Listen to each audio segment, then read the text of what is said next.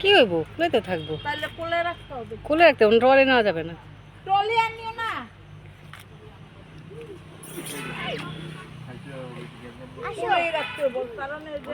3 জন মানুষ আছে 4 জন মানুষ আছে করবে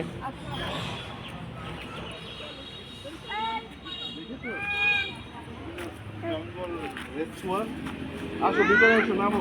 হাঁটতে হবে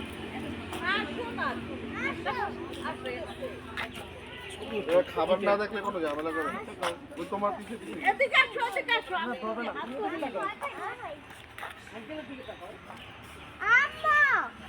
তুই যাস না